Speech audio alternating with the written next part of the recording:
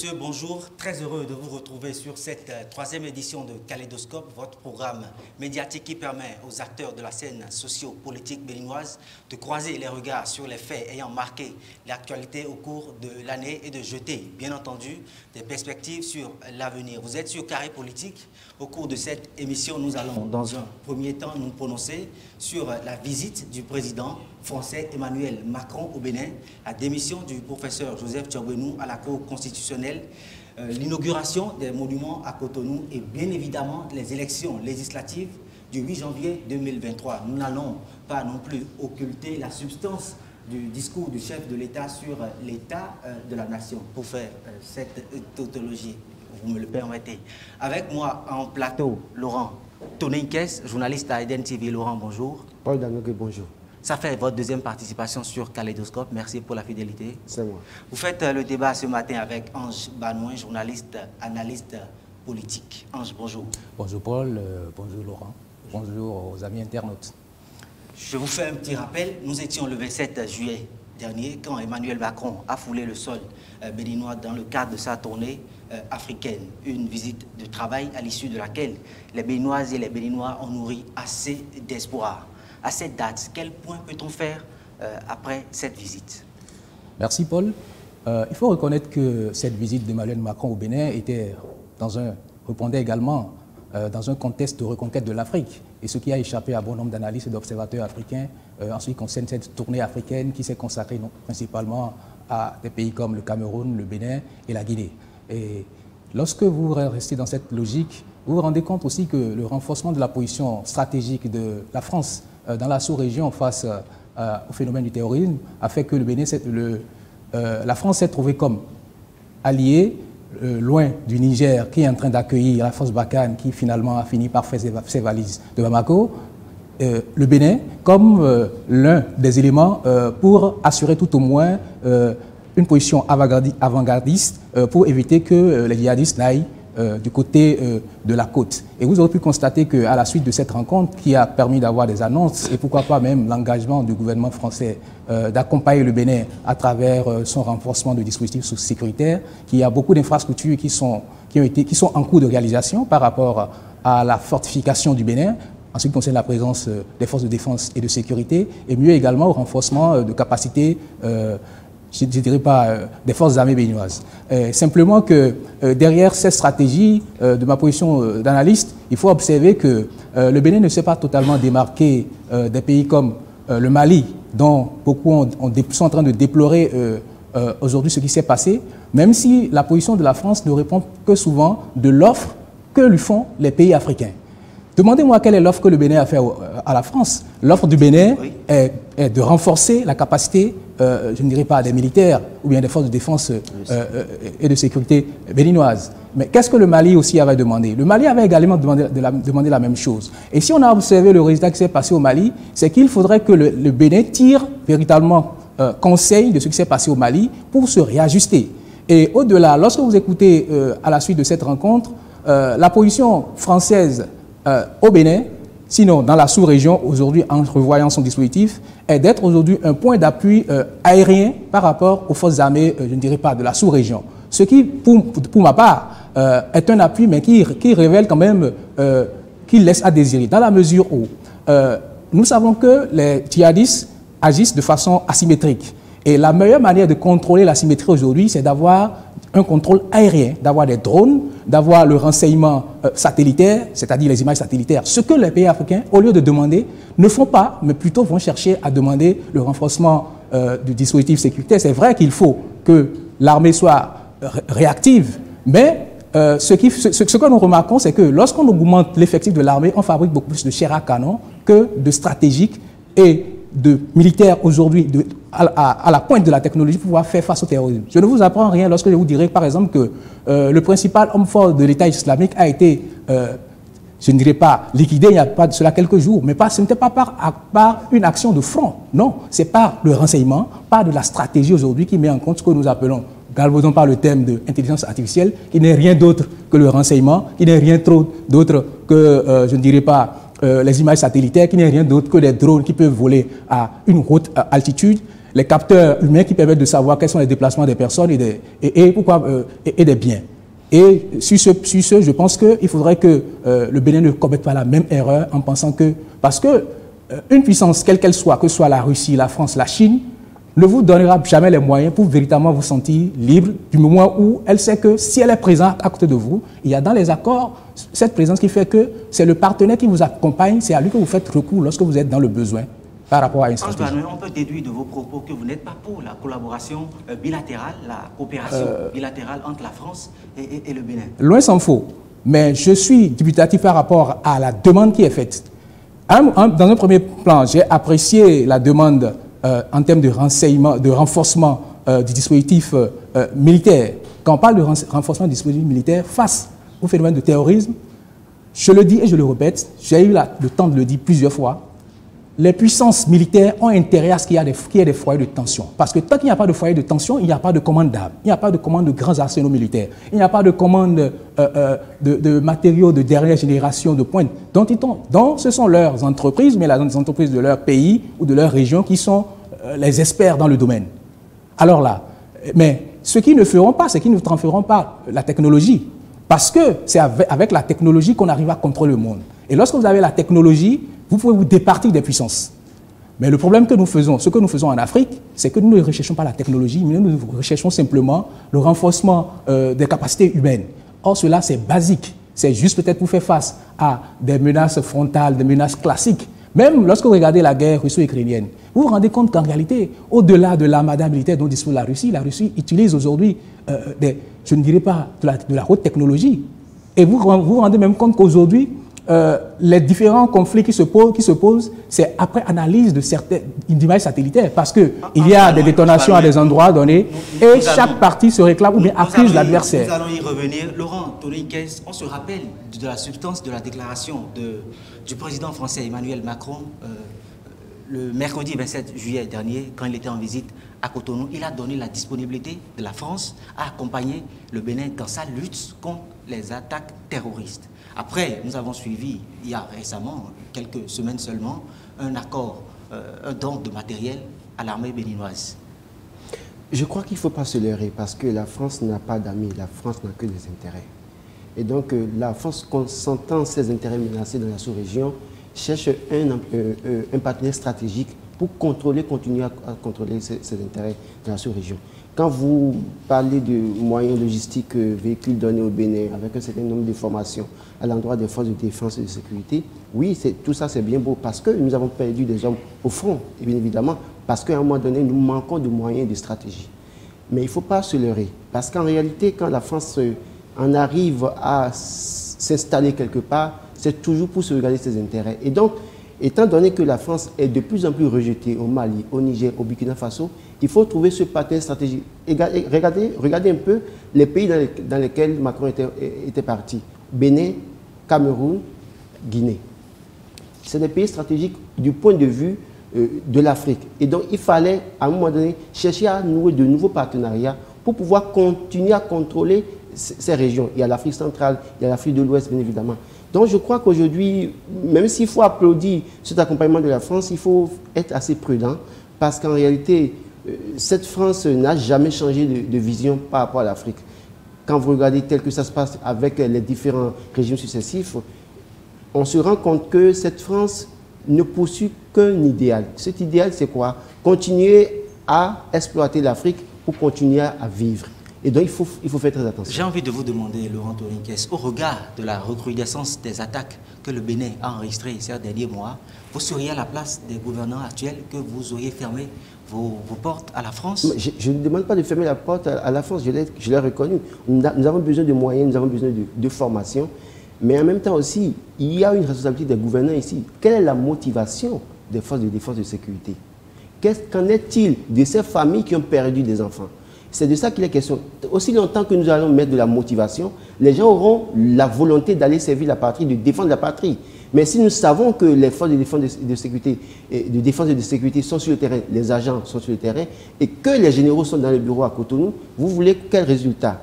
S'ils n'ont pas de formation, s'ils n'ont pas de moyens, écoutez, quelles sont les armes que nos forces de défense et de sécurité utilisent aujourd'hui par rapport à ce que les djihadistes utilisent sur le terrain? Donc c'est autant de choses pour lesquels il faut se poser des questions. C'est pourquoi je dis en réalité, oui, je ne suis pas contre la présence de la France dans un partenariat avec le Bénin pour lutter contre les djihadistes. Mais il va falloir faire très attention et que le Bénin aussi y mette du sien, parce qu'en réalité, on a beau travailler à attendre la France, les États-Unis pour avoir le soutien, mais qu'est-ce que nous faisons en retour comme motivation pour rassurer l'agent de sécurité qui est sur le terrain, pour lui dire oui, quand tu défends la patrie et que tu mets au front, c'est que ta famille est prise en charge, par exemple. J'ai rencontré un monsieur qui est venu travailler chez moi, qui me dit, mais mon frère est mort sur le front, on l'a inhumé, on nous a promis un tas de choses, des mois après on n'a rien eu, c'est moi qui ai supporté les charges des enfants quand ils ont commencé l'école. C'est autant de questions qu'il faut répondre. Parce que quand vous savez que vous allez au front et que vous perdez la vie, il y a un suivi qui sera fait derrière vous et que votre famille sera prise en charge, vous n'avez pas de gêne à oser défendre la patrie. Ange Banouin, comment le Bénin peut-il arriver à endiguer ce fléau? On peut se rappeler la nouvelle dynamique dans laquelle le colonel Assimi Goïta a engagé le Mali. Auriez-vous souhaité peut-être que les dirigeants béninois fassent appel à la Russie, par exemple? Paul Danobé, oui. Sur tous les fronts, j'ai toujours été pragmatique, sincère et sans embâche. Il faut que l'intellectuel africain et le citoyen africain cessent d'être émotifs. C'est là, je ne dirais pas, c'est capital. Et derrière cette émotivité, je constate que nous, Africains, nous n'avons pas encore fait le deuil de la colonisation. Et nous traînons cela comme un boulet au pied. Et lorsque nous n'allons pas faire ces deux passements de niveau, il serait difficile pour les peuples africains de s'en sortir, même pas dans 5, dans 10, même dans 20 ans. Demandez-moi pourquoi. Nous sommes les seuls peuples au monde qui refusons d'avoir une géostratégie. On ne parle que politique, matin, midi, soir. Les intellectuels ne vont en politique, quand ils quittent l'université après avoir enseigné la doctrine, ils trouvent que pour pouvoir se refaire, il faut aller en politique. Et quand ils vont en politique, c'est pour applaudir. Souvenez-vous qu'en 2016, l'une des reproches qui a été faite à Lionel Zissou était d'avoir participé d'avoir été membre d'un comité qui a réfléchi la reconquête de l'Afrique par la France. Demandez-moi combien d'intellectuels africains travaillent sur la géostratégie de l'Afrique pour sortir du néocolonialisme, ou bien pour être, je ne dirais pas au premier plan en ce qui concerne aujourd'hui lorsqu'on parle de la globalisation ou bien de la mondialisation. Tout ce que nous faisons, c'est de dire matin, midi et soir, c'est la France, et je n'emboucherai pas la même trompette que ceux qui pensent même que la présence de la France n'est pas opportune. La présence de la France est opportune, mais elle dépend de ce que nous demandons à la France. Si nous demandons à la France de venir former les militaires, on va nous former des militaires qui iront mourir banalement au front. Parce que le terrorisme, ce n'est pas une affaire d'être bien formé, c'est une question d'avoir le bon renseignement, la bonne stratégie. C'est ça le terrorisme. C'est ça que les experts refusent de dire, parce que je ne veux accuser personne, parce que si vous avez plus de soldats, vous allez acquérir plus de matériel, il y aura plus de ventes d'armes, plus de ventes de munitions. Donnez-moi les preuves qui, prouvez-moi A plus B aujourd'hui. On a même constaté, il y a pas moins de quelques mois, le Bénin a détruit des stocks d'armes qu'on a trouvé que c'était désuet. Ces armes-là, on a payé ça à combien de frais avec le collectif du contribuable béninois? Ça n'a servi à rien. Est-ce que nous allons continuer à faire les mêmes erreurs? Ce serait vraiment regrettable que nous ayons toujours des intellectuels qui ne pensent que quand on va en politique, c'est pour dire, bon, je gère pendant 5-10 ans avec mes copains, mes amis, on passe, si d'autres arrivent, tant mieux. Et on laisse croire à la jeunesse que, bon, c'est parce que c'est la France, hein, c'est une belle fuite en avant.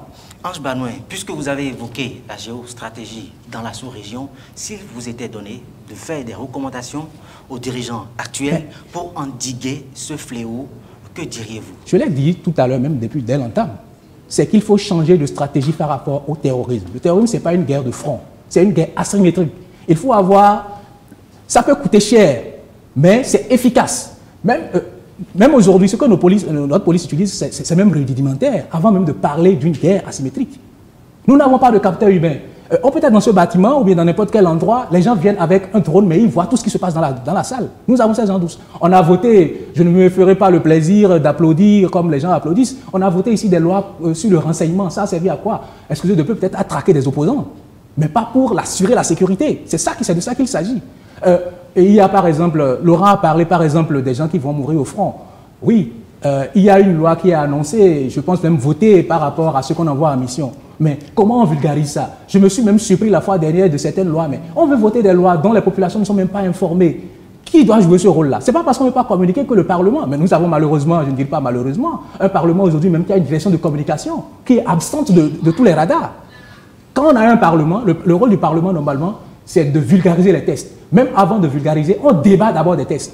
Et lorsqu'on viendra peut-être sur l'aspect politique, on pourra véritablement faire ce procès-là parce que le Bénin s'est réveillé il y a longtemps. Et le Bénin ne doit pas être aujourd'hui dans ce sillage-là de dire que nous prenons encore des lois dont les populations ne sont pas informées avant qu'elles ne passent au Parlement. Nous allons certainement aborder la politique, mais nous allons rester pour l'instant avec la France. Vous vous rappelez, après cette visite du président Emmanuel Macron au Bénin, le président Patrice Talon a effectué un voyage sur Paris où il a rencontré le Gotha des investisseurs français. Selon vous, la substance du discours qu'il a prononcé répond-elle plutôt d'une offensive diplomatique? Offensive pour Patrice Talon qui a un projet, mais pas offensive qui redore l'image du Béninois et du travailleur béninois. Offensive pour quelqu'un qui a des projets, l'ambition de mettre en place, de changer l'économie de son pays, de redynamiser son tissu économique à travers l'industrialisation. Parce qu'aujourd'hui, c'est un secret de polichinelle qu'aucune nation, nous sommes aujourd'hui dans un contexte donné, nous sommes dans un système capitaliste, dans une société de consommation. Et je le dis et je le répète, quand on dit que l'Afrique est pauvre parce qu'il y a la démographie qui est élevée, je dis que c'est trop faux. La Chine, c'est combien d'habitants? Les Chinois viennent en Afrique, pourquoi? Ils viennent en Afrique parce qu'il y a une population qui est une consommatrice. Nous sommes dans une société de consommation.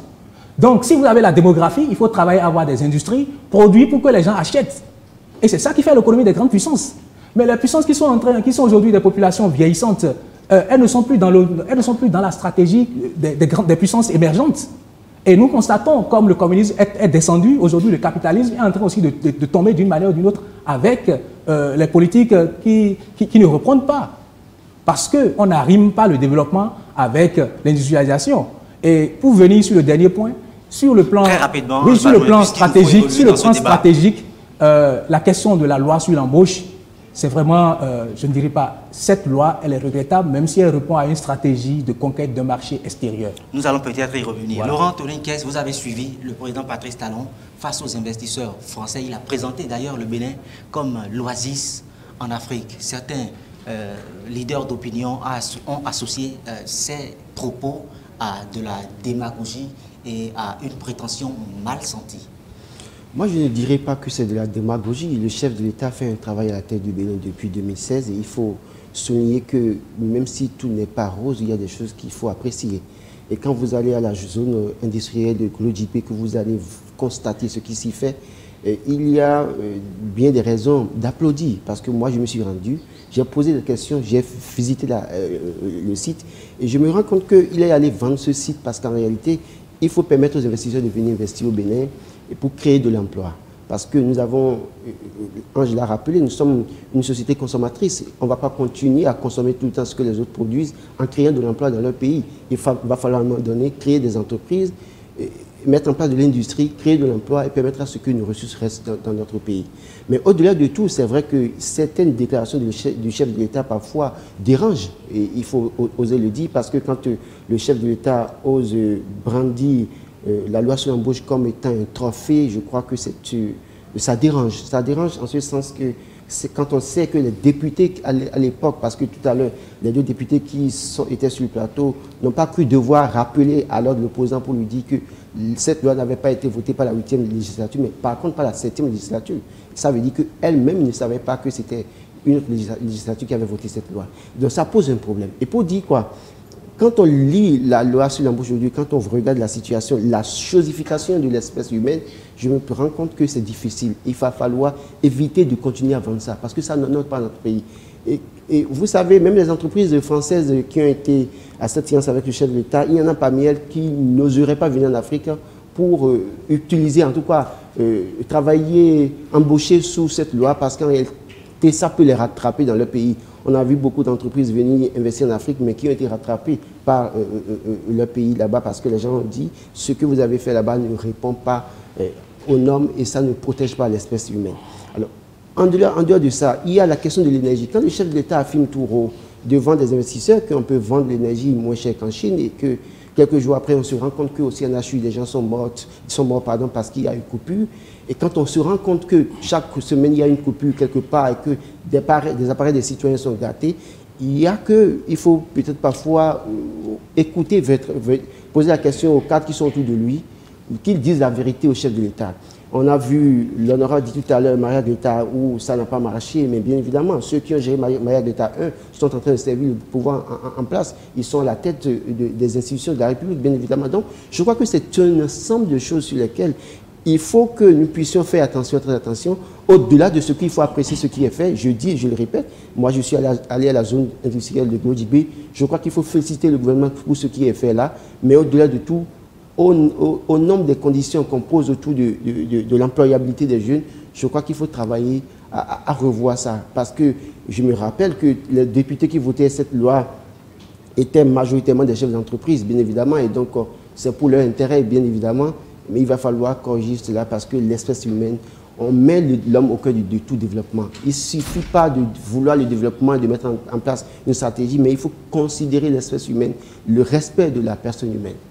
Vous avez évoqué certains propos du chef de l'État qui dérangent, mais face à ces investisseurs, Patrice Talon a indiqué qu'il n'a pas vocation à faire du Bénin une terre de démocratie comme la France. Oui, justement, quand vous étiez en exil et que vous avez bénéficié des avantages de la démocratie, que vous êtes arrivé au pouvoir et que vous en arrivez à faire de telles déclarations, je me pose des questions.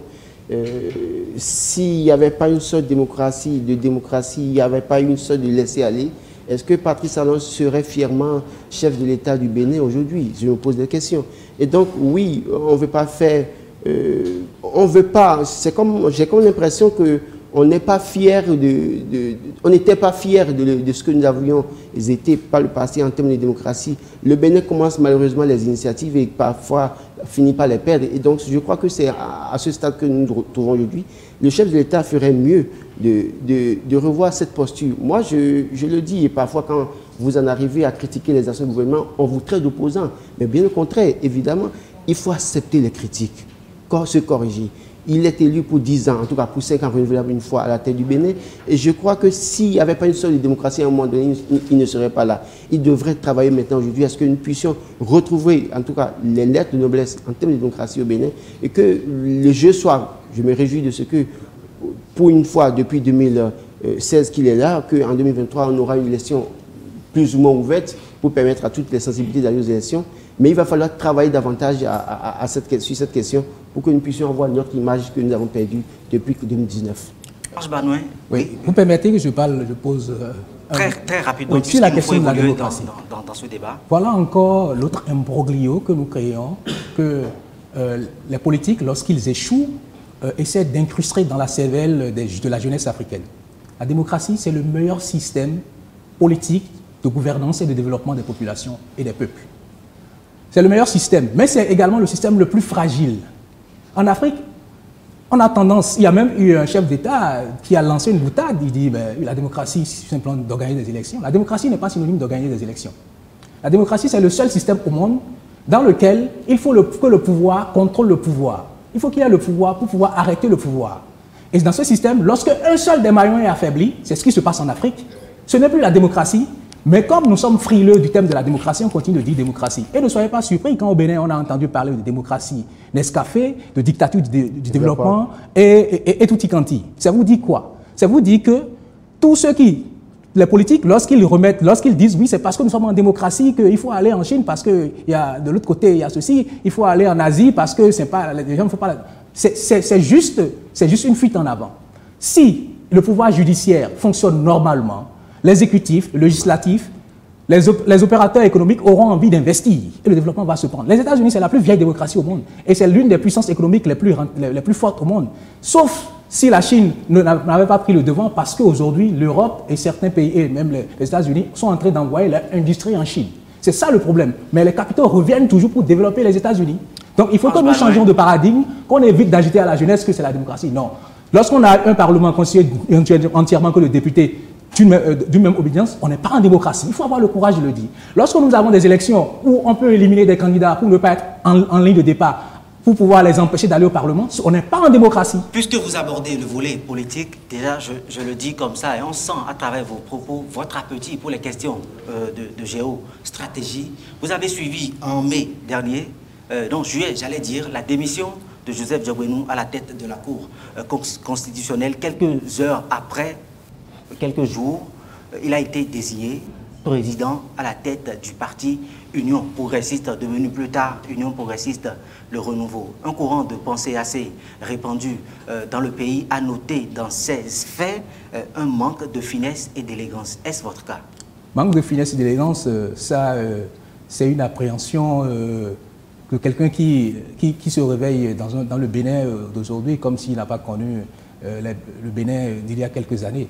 Et déjà en 2021, dans mon ouvrage paru, Démosophisticratie béninoise, la parole des chemins, j'avais déjà annoncé Joseph Diogbenou comme quelqu'un qui est pressenti au fauteuil présidentiel. Et pour un bon observateur, il devait se comprendre. Et mieux, lorsque vous êtes dans un système politique où un groupe d'acteurs politiques veut conquérir le pouvoir, veut le gérer et le conserver, on ne peut s'attendre à autre chose.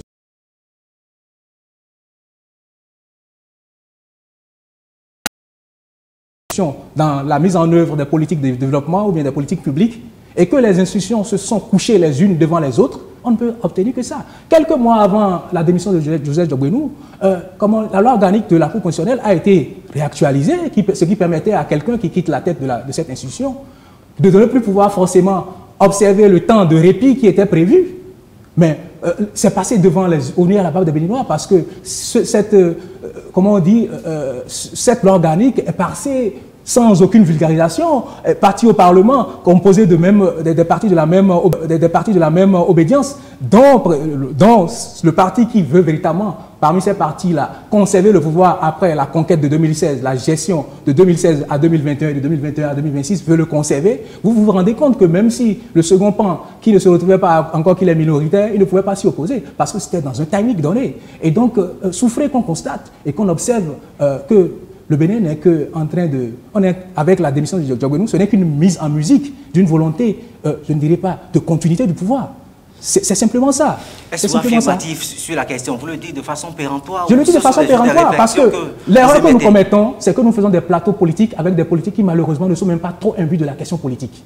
Parce qu'aujourd'hui, on peut être politique au Bénin, parce qu'on est proche de quelqu'un, parce qu'on est proche de X, Y, Z, mais sans avoir fait ces classes en politique. Et pire, nous avons des parlementaires qui sont à l'Assemblée qui, malheureusement, même si certains finissent, même si certains ont enseigné en sciences politiques, lorsqu'ils arrivent à l'Assemblée, ils oublient qu'ils sont des doctrinaires qui doivent légiférer pour l'avenir, mais plutôt préfèrent légiférer pour aujourd'hui et maintenant.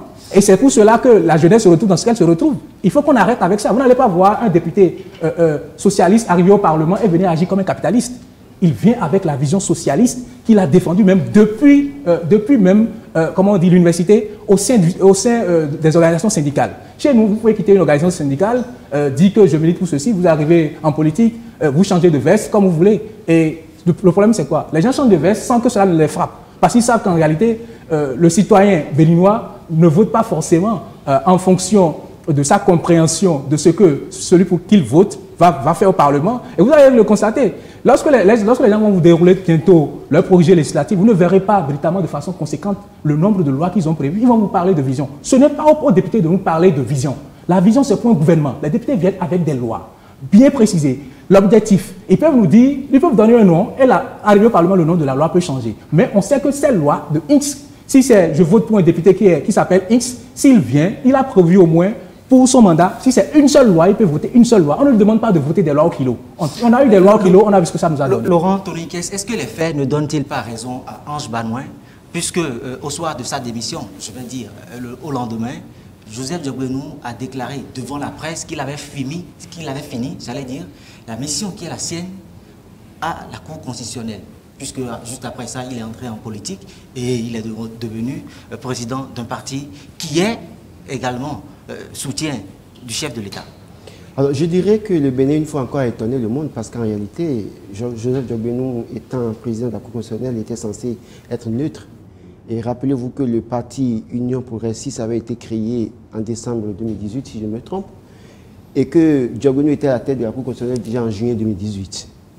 Comment se fait-il que quelqu'un qui était censé être neutre et qui est dirigé une institution, en tout cas le dernier recours qu'on pourrait solliciter en toute situation, en arrive à démissionner et que déjà quelques jours après devienne président d'une formation politique. Qui se réclame de ce parti d'ailleurs. Cela suppose qu'en réalité, les lois, en tout cas tous... Je crois qu'il était d'ailleurs de ce parti. D'ailleurs, les questions ne pas...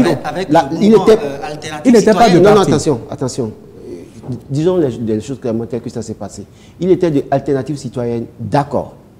Mais, à un moment donné, il est allé à l'Assemblée nationale. Donc, le parti a été constitué bien après qu'il soit allé à la... Je ne vous interromps pas. Hein. Alternative citoyenne est allé au Parlement sous la couleur de Union fait la Nation, UN. Donc, Alternative citoyenne était déjà fondue dans l'Union fait la Nation. Voilà. Et l'Union fait la Nation... la majorité... L'Union fait la Nation... Il y en a qui sont de l'opposition. Il était, je vous en prie, il était, comment on dit, à la Cour, avant que l'Union fait la Nation ne se fonde maintenant dans l'Union progressiste. Donc, normalement, même s'il avait même les cartes de l'Union fait la Nation et que le parti s'est fondu, en tant que membre d'une institution de la République, il ne devait même plus tenir cette carte. Cette carte, comment s'inspirer. Mais ce qui est sûr, non, si le parti avait été constitué avant même qu'il n'aille à la Cour constitutionnelle, on pourrait comprendre. Mais il était dit à la Cour constitutionnelle avant que le parti ne soit constitué. Et il sort de la Cour constitutionnelle, il devient d'office président de ce parti. Et je me pose la question de savoir alors... Dont il se réclame. Les sujets sur lesquels il avait été saisi en tant que président de la Cour constitutionnelle à un moment donné, et sur lesquels il a tranché, notamment la question du certificat de conformité, qu'il vous souvient bien évidemment, où cette Cour s'était déclarée incompétente dans la matière, ça montre qu'en réalité, il y avait une motivation partisane qui avait milité en faveur de cette décision. Vous avez oublié qu'il y a la phrase de la mission. Donc, quand on le suit aujourd'hui et quand il dit aussi qu'il a fini sa mission, on se rend compte aussi que oui, il était à la Cour constitutionnelle pour remplir une mission. Je ne trahis aucun secret en disant qu'il était l'avocat personnel du chef de l'État et donc, par conséquent, c'était peut-être la personne idéale pour aller accomplir une certaine mission à la tête de la Cour constitutionnelle. Il a fini sa mission et maintenant, il faut qu'il revienne sur le terrain pour militer. Mais moi, je dis une chose, dans tout ce qui se passe, je me pose la question de savoir si ce n'est pas un piège pour lui-même, en réalité. Parce que les intérêts en politique changent en fonction des circonstances. Et même si Ange dit qu'il était pressenti pour être pour le Péchois, dans une certaine mesure, Joseph Diogonu aujourd'hui doit pouvoir faire très attention parce qu'en l'état, tout dépendra des intérêts de Patrice Talon à partir de 2025-2026 pour savoir s'il pourra être le dauphin idéal ou pas. Donc, au-delà de tout, l'un dans l'autre, les acteurs politiques nous font voir de toutes les couleurs. On est là pour observer et je crois qu'en son temps, chacun fera le bilan. Ange Banois, Laurent Tourniquet, deux grandes lignes vont encore ponctuer ce débat. Nous allons parler des législatives de 2023 qui pointent à l'horizon. Les partis politiques en liste ont déposé leur dossier de candidature. Il y a la mouvance qui est fortement représentée, mais le fait qui a marqué les cœurs, qui a retenu l'attention des Béninois, c'est la participation des formations politiques de l'opposition. C'est la première d'ailleurs depuis 2016 où Patrice Talon a pris les rênes du Bénin. Ange Banois.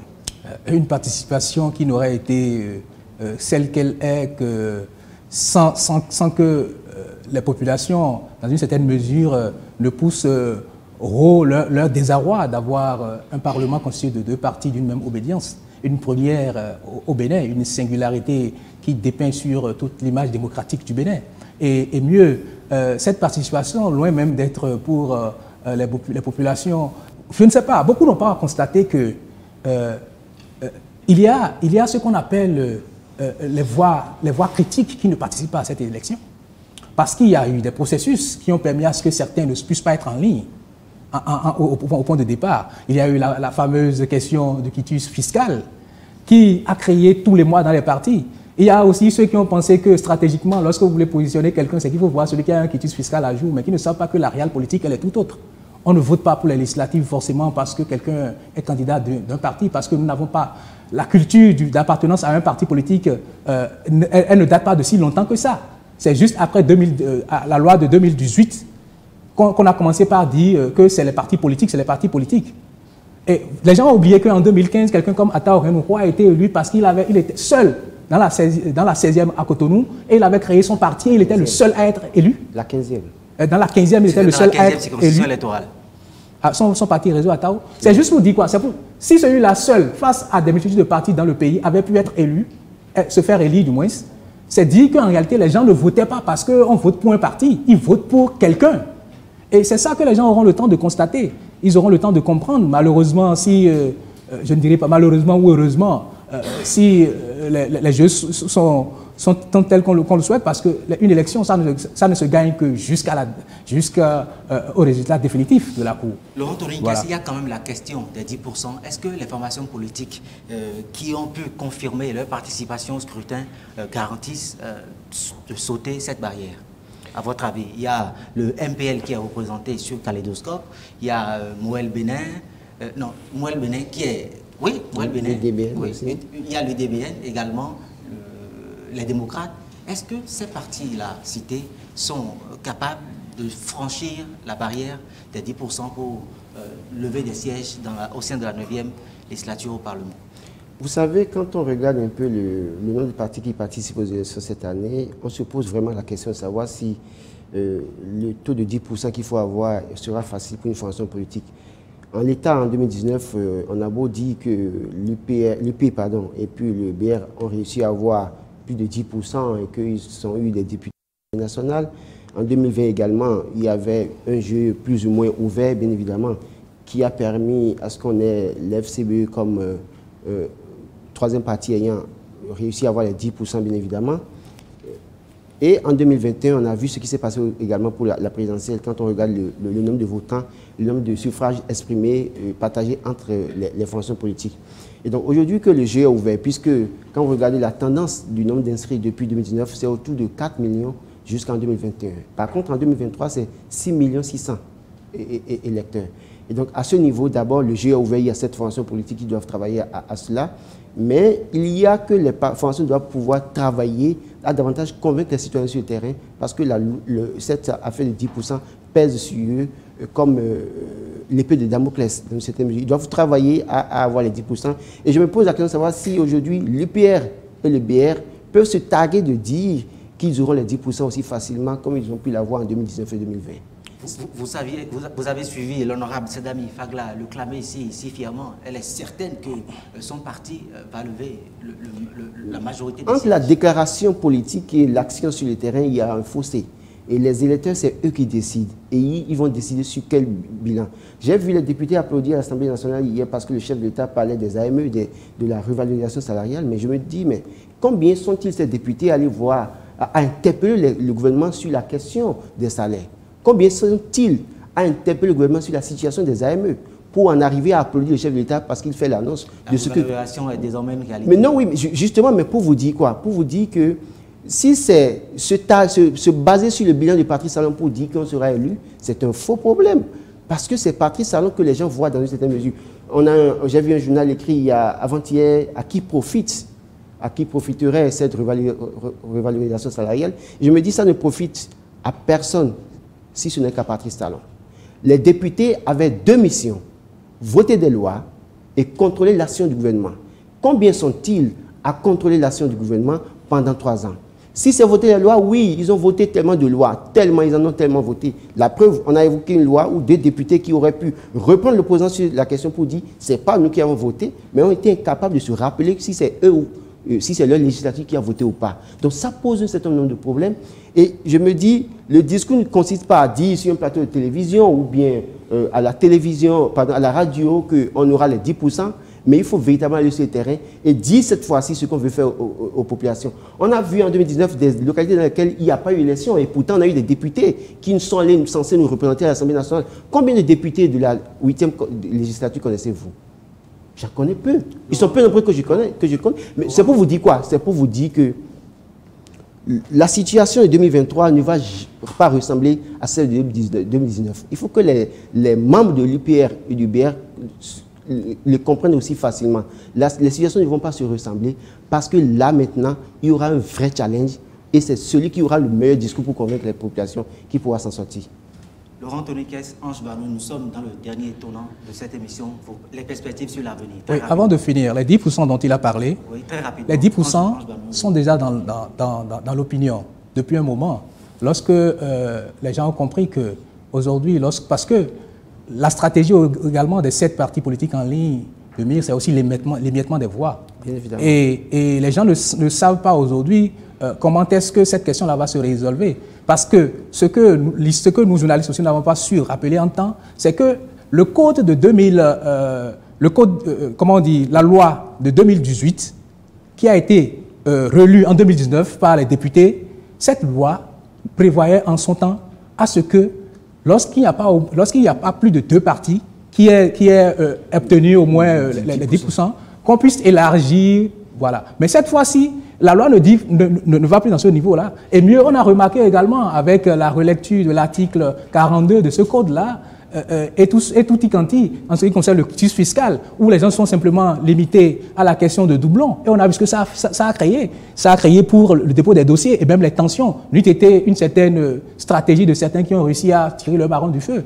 Et dans quel cas encore? Pour nous faire sortir quel genre de députés? Parce qu'on risque d'avoir dans cette posture-là des députés, parce que certains partis, sinon la plupart, ont été obligés de positionner des gens qui en réalité sont loin d'être des acteurs animateurs de la vie politique, donc qui facilement seront manipulables s'ils sont par leur camp ou peut-être même par des camps adverses, parce qu'ils n'ont pas une carrure politique pour pouvoir véritablement peser du poids dans l'opinion, pour faire le vrai débat. Parce que la politique, ce n'est pas une affaire de positionner des jeunes, c'est une affaire de positionner des jeunes qui ont de l'expérience politique, de l'expérience militante, de l'expérience de militant et pourquoi également de la vision d'avenir.